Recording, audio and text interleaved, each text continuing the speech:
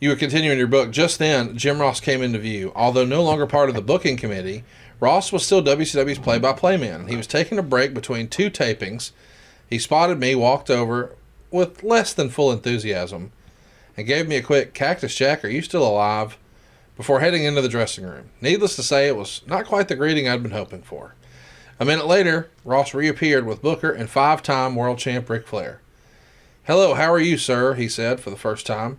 Suddenly, Ross, who I thought had just blown me off, was singing my praises to the Nature Boy. "Rick, this is Cactus Jack. He's a hell of a worker, a hell of a talker, and takes some great bumps."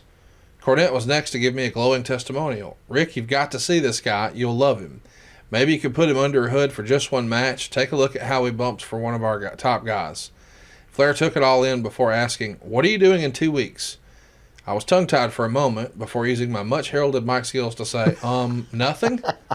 And Flair nodded and said, "Come back in 2 weeks, we'll have TV again, and I'll take a look at you." How about that? Cornette and JR.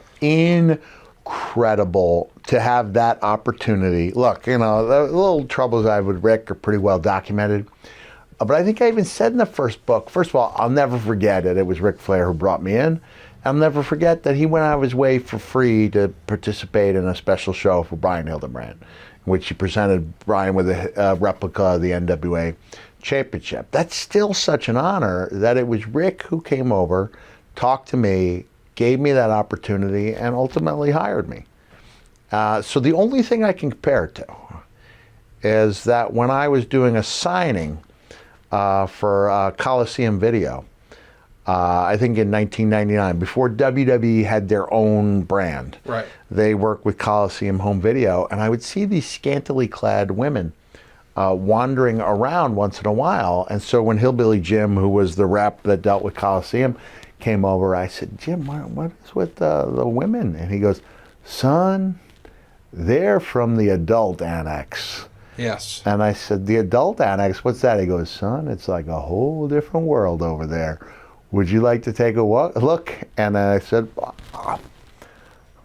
"Yeah, I would." So I walk over, and at the time, Janine Lindermuller was just known as Janine. 10 out of 10. Most beautiful woman in the adult arts. And they allow me to cut her long line.